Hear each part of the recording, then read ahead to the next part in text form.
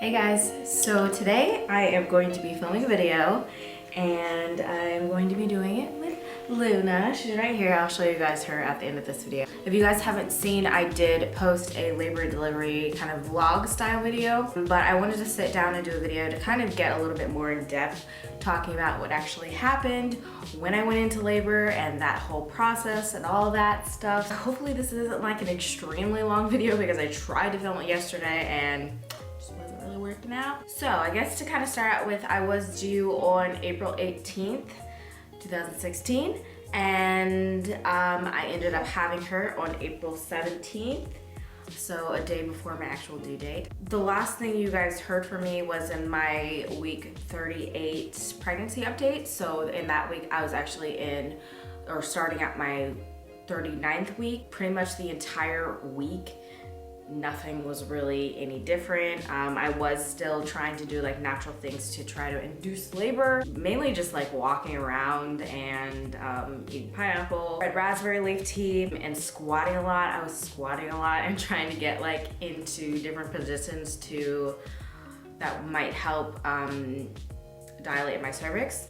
Because at that point, at my last doctor's appointment during my 38th week, I was still barely a fingertip dilated, which is barely half a centimeter. That video I talked about that weekend, we had actually attempted sexy time, and that actually had, I believe, put me into early labor. The problem is with that is I started having contractions. I had them for like 6 hours and then they completely stopped. I was hoping, praying that had done something to my cervix to help kind of move things along. I was really hoping by my doctor's appointment that I would be at least a little bit more dilated. When it comes down to it, having your cervix dilated doesn't really tell you when you're going to go into labor, because you can walk around for like weeks and be like 3 centimeters dilated, or go from 0 to 10 in like 4 hours or something like that. So it really doesn't have that much of an impact of what your labor is going to be like. But as far as like induction, it can play a factor in that, because you are more likely to be induced, because at least my doctor personally, she didn't want me to go past 41 weeks. So I had a doctor's appointment that Friday during my 39th week. Still, to my dismay, I was less than a fingertip dilated. And that was extremely frustrating to me because, like I said, I had been having contractions and they were very, very intense, and I thought that it would have done something, especially for the span of time that it lasted. And I was just really, really sad and angry and kind of depressed after that doctor's appointment. I think around 7 o'clock, I started having contractions. And actually, when I got to my doctor's appointment, I had asked Chris to put my bags in the car and his bags in the car, just in case, if I was hoping that I would be dilated at my doctor's appointment and maybe they'd admit me. So yeah, it was around like 7 o'clock, I think, when the contractions started. They were, of course, really light, like nothing crazy at all. I don't even think I was timing them, honestly, at the beginning, just because I was just like, this is just another thing happening again. And at that point, I was just like, I'm not doing anything else to try to induce labor because it's just exhausting me and not doing anything, obviously. So Chris was really tired after work because I had like a long day, and then we had gone to my doctor's appointment. So he ended up going to bed a little bit earlier. And I stayed up. I think I was watching Teen Mom or something. I started having more consistent contractions. They went from being like really far apart to being like more time ruled, so like 5 to 10 minutes apart. And I called my mom because I have been calling her, or I had been calling her like every weekend when I would start having contractions, just to like give her a heads up so they could head to the hospital if we needed to. At that point, my contractions were pretty painful. They felt pretty much the same as they did the previous weekend. So it was just like an extreme tightening in my stomach, but it wasn't the most painful thing in the world, and it was nothing compared to the pain that I felt later on. Consistent contractions, I was timing them the whole time, but I think this time what was a little bit different was that I was really trying to focus on keeping them going. I was literally pacing around this entire apartment. I was almost speed walking because I was just trying to make sure that they wouldn't stop. Basically for like 4 hours straight, I was just walking around this apartment. And whenever I would have a contraction, it was painful enough to where I had to stop and I had to like focus on my breathing. I had heard that if you kind of like squat into a contraction, it could help like dilate you a little bit more. And it got to the point where they were around 2 to 3 minutes apart. They were still not the most painful thing in the world, but they were still painful. So I woke Chris up and he was like, "Are you sure? Is this really real? Is this really happening?" And I was exhausted at that point because I had slept horribly, I think, the night before, and then been doing stuff all day. And then of course I was up having contractions and stuff. We got our stuff ready and ended up going to the hospital. We got to the hospital, had to do a paperwork to admit me and stuff like that. So we got there at around like 3 or 4 o'clock in the morning, I think. So of course they wanted to admit me so they could monitor me and make sure that she was doing okay and make sure that I was actually, I guess, going into labor. They did a hep cap, I think that's what it's called.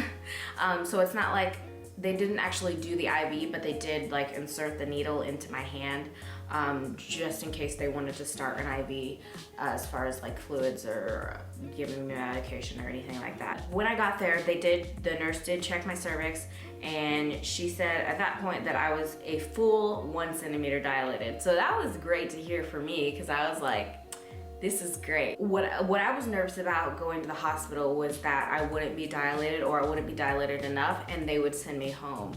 But I was surprised that they actually kept me there, and I think because my contractions were so close together and they were picking them up on the monitor, come in every 2 hours to check me to see where I was at. I think I went like half a centimeter every 2 hours, like I would dilate half a centimeter.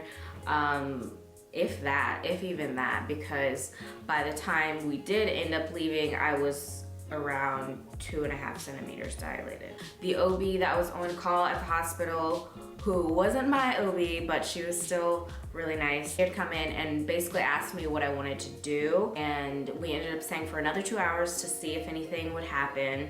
And then she came in again and checked me, and I was 2.5 centimeters dilated. So at that point, she said that she was comfortable with doing, trying to progress my labor, I guess, kind of trying to push things along. So either starting Pitocin or breaking my water, because at that point my water still hadn't broken. And during this time when we were at the hospital too, I did have a really intense feeling of having to have a bowel movement. I did have one. And then also I did end up losing my mucus plug. It was really gross. But it was also strangely satisfying. I didn't sleep the entire time we were at the hospital. I was having contractions for every 2 to 3 minutes, and they were painful enough for me to not be able to sleep through them. And she could tell that I was exhausted. So she was saying either we can start things up, or we can slow things down, give you something, and you can go home and get some rest. And at that point, I was thinking that I wasn't going to actually go into like active labor until like maybe a week later or maybe a couple days later. That's what Chris and I were debating about, whether we wanted to leave and then end up having to come back like my water break when he was at work an hour away. He was kind of frustrated because he was like, I don't want to leave this hospital until we have a baby. But I was exhausted. I was extremely, extremely exhausted. Just the pain and the fact that I didn't sleep was just really taking a toll on me. So I decided to go ahead and get something to kind of ease off the pain of the contractions, and they ended up giving me morphine. They just did a shot like in my hip, like the fatty part, like my love handle basically. And pretty much instantly I wasn't feeling contractions and I was high as hell basically. And if you see the part of the vlog where we're back at home, I am so high. It's the combination of me being really tired, but I am so high, and honestly I was feeling great. So I came home, I ate something, which that too I hadn't eaten in a long time because they didn't want me to eat at the hospital. Well, she had actually given me a popsicle for breakfast. Came back home, ate, I ended up taking like a 2-hour nap, And this is where Chris feels really bad in hindsight, because he actually woke me up because we were thinking that it wasn't going to happen that weekend. So he woke me up because we usually do our grocery shopping on Saturdays, and so we went to a grocery store. But the pain was coming back a little bit, like on our way back from the grocery store. And I think by the time we got home, it was kind of starting up again, but it wasn't consistent. I think around like 11 o'clock or so, we ended up going to bed, or we ended up falling asleep. I swear I slept for like an hour when I was woken up by extremely intense back pain. They were contractions again, but this time, instead of just being in like my lower abdomen, like menstrual cramp feeling type contractions, it was in my back, and it feels like a really intense cramp, like you pulled something in your back and like somebody's shoving knives in your back and like twisting them. And on top of that, you have the intense menstrual pain that is in your lower abdomen. And that to me feels a lot like IBS cramps. If anybody has IBS and you've ever had IBS cramps, it feels different from like menstrual cramps. So I woke up instantly, couldn't go back to sleep. The thing about these contractions, and the first time it happened, I stayed in bed for a little bit just to see if it would happen again. I wasn't sure if maybe it was just my back hurting, the position I was in, or what. It happened again like 10 minutes later, and then another 10 minutes later. So they were still very far apart. And I like poked Chris and I was like, hey, I'm gonna go out in the living room. The thing that was very different about these contractions is where I could walk around the night before with my contractions and kind of breathe through my pain and squat into my contractions or sit on the yoga ball, or a lot of times what helped me was getting into child's pose, and that would help relieve a lot of pressure on my back. I couldn't do any of that. The only reason I think that I lasted like 4 or 5 hours that I did is that they were so far apart and I had a break in between, because I would fall asleep like a little bit, like half asleep in between each contraction, and they were still like 10 minutes apart. I tried using ice packs on my back because that would help a little bit whenever I would have a contraction or whenever I would feel one coming on, because I could feel it when it was about to happen. My stomach would start tightening very intensely, and I felt like I would start having the same contractions that I was having before, but then the back pain would come in. So this happened for a couple hours, and I did call my mom again, and she could tell that I was in a lot more pain than I was in before, because she could obviously hear when I would be like making the moaning noises. So she told me that I should probably wake Chris up again. So I woke him up, and he was looking at me and he was like, are you sure? Because they were still 10 minutes apart at this point. And then I think I had like a really bad contraction and I fell on the floor. But at that point, every time I would have a contraction, if I was standing up, I was on the floor when it happened, because I could not stand up, I could not breathe really, I could not talk, I could not do anything. At one point I had to give the phone, my mom on the phone to Chris, because I literally could not do anything. I also started shaking. I was trembling like really bad in between my contractions. And then also, before we did end up going to the hospital again, I did have this like intense urge to poop. But every time I would go to the bathroom, I couldn't poop, and that was freaking me out. And that was something that like raised a red flag for my mom, and she was like, okay, if you're feeling like you need to push something out, you probably should go to the hospital. Once I woke Chris up, they started getting a little bit more close together, which just made it even worse, because I didn't have that much of a break from the pain. And like I said, I could feel when it was going to happen, and I would fall on the floor, and I would just like, it got to the point where I would just be sitting there, I'd be like, oh my gosh, like I was almost crying. A couple of those, Chris got ready, we go to the hospital. That drive to the hospital was the worst thing in my life. So we got to the hospital, and let me just say, whoever was at the desk at the hospital this time was taking her sweet time doing the paperwork because for some reason we had to do it all over again. And she was just taking forever and asking me all these questions and stuff. And I was just like, are you serious right now? Like, yeah, is this actually happening?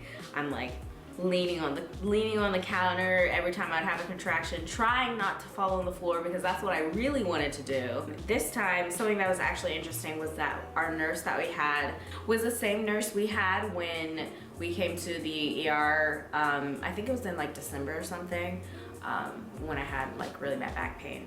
So that was kind of interesting seeing her again. She was like, you look familiar. And I didn't say this before, but the first time I did go to the hospital, they did ask me if I wanted to get an epidural. I think they wanted to just know for like future reference.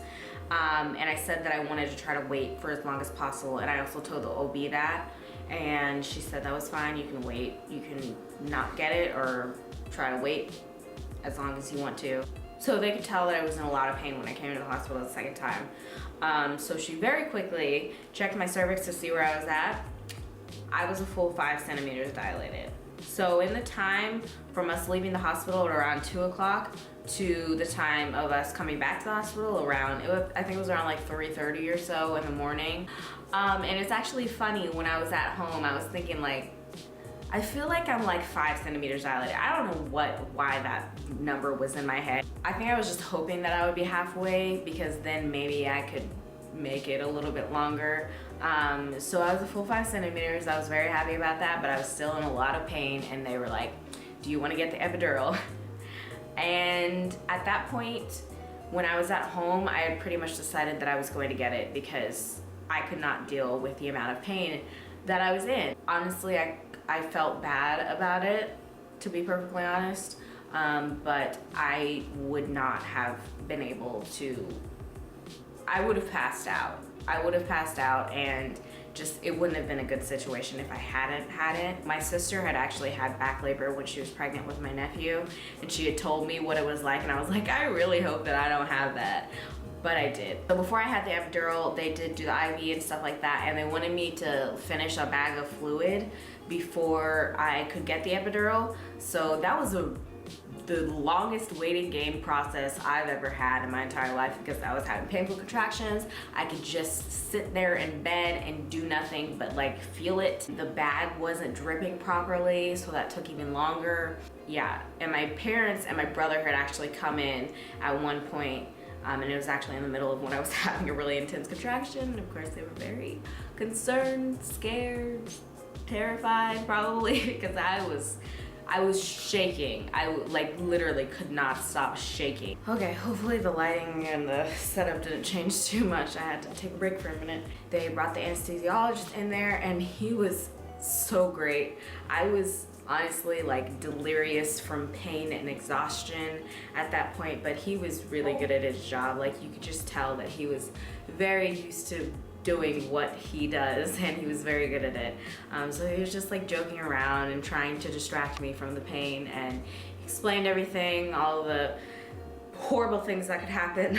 And so when he actually did end up doing the epidural, I had heard different things about different people's experiences. I had heard some people say that it was really painful and they were worried about the needle and stuff like that, but honestly it wasn't really painful at all. It just felt like getting a shot, which I've always weirdly kind of enjoyed. They did put a catheter in me because I couldn't get up to pee. And if you don't know what a catheter is, it's just like a tube thing that they put in your vagina. Which was kind of gross because the bag was like near the bed, and like I couldn't feel myself peeing when it was happening. We did all that, and he basically told me I would have like 3 more contractions and then I wouldn't be able to feel anything. Yeah, once I got the epidural, I was feeling great. I was feeling awesome. I was feeling fabulous. Chris's parents did come to the hospital, and they actually did come in the room and visit for a little bit.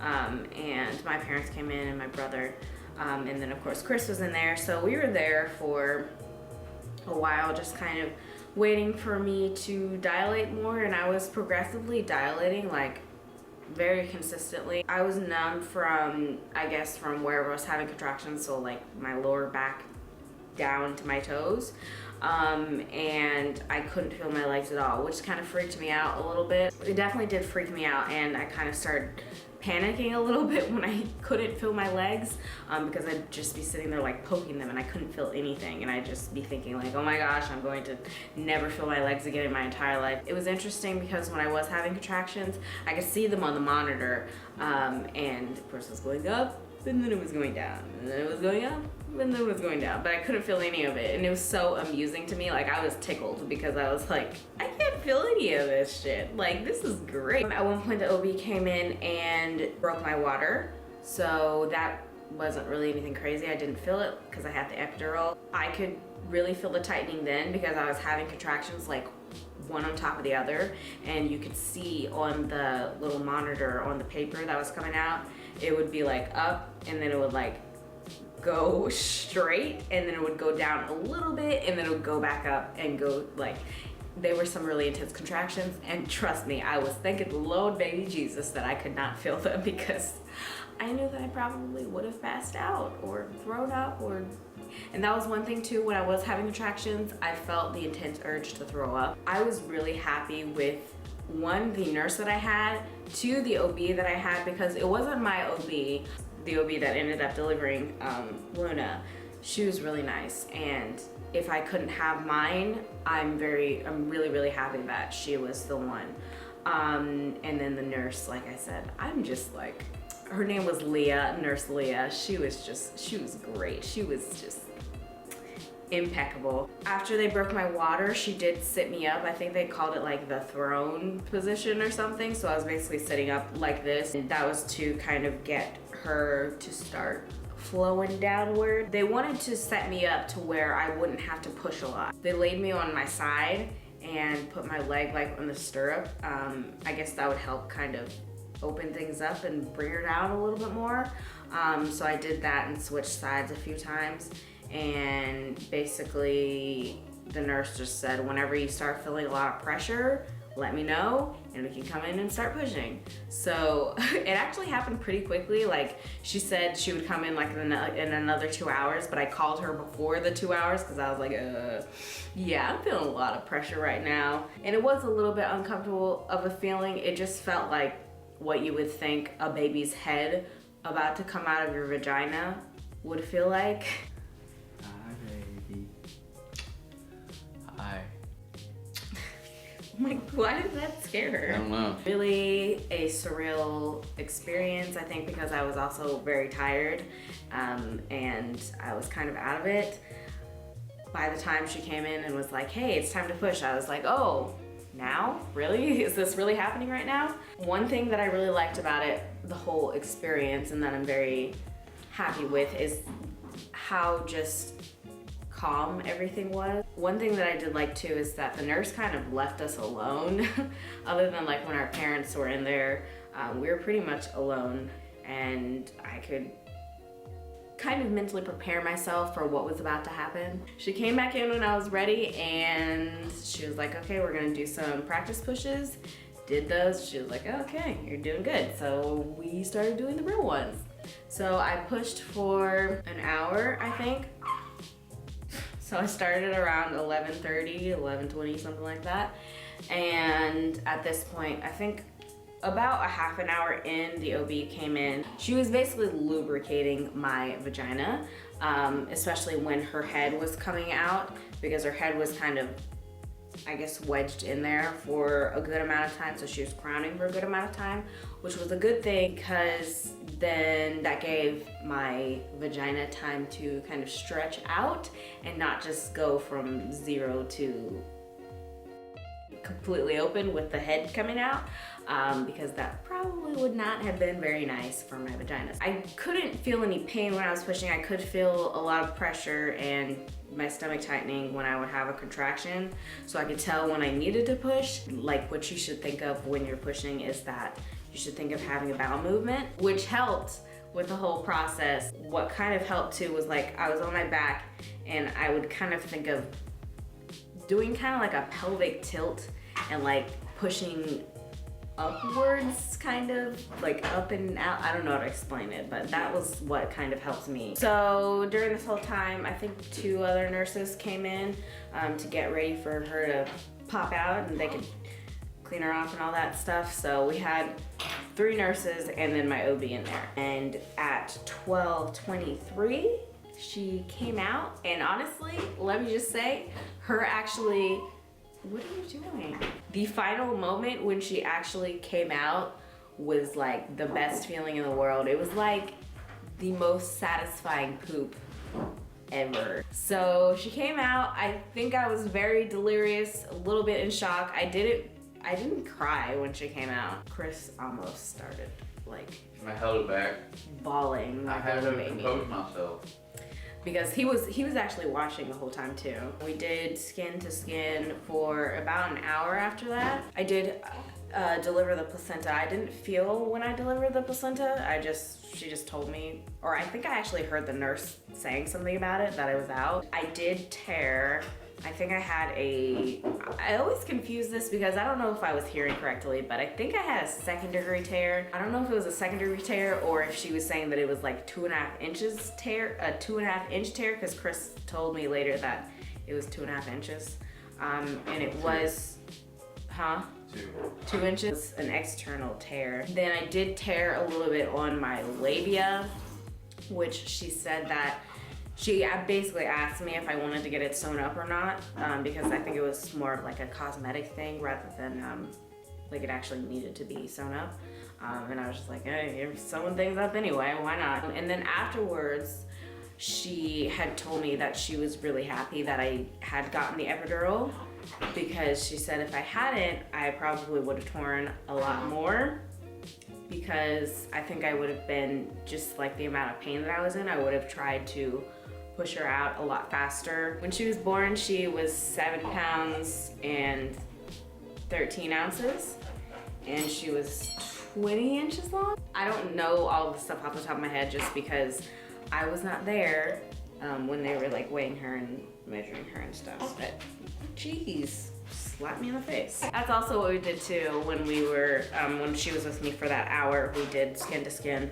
The nurse also helped me start to breastfeed her. I guess that's pretty much it as far as the labor and delivery. As far as postpartum, I am going to make another video. If you guys have any questions or anything about this whole experience, let me know down below. I will answer that for you. This is what she looks like. That's her face. Luna! It's not the best look. She's going to try to maul me now, so we're gonna go and we will see you guys in another video. Love you.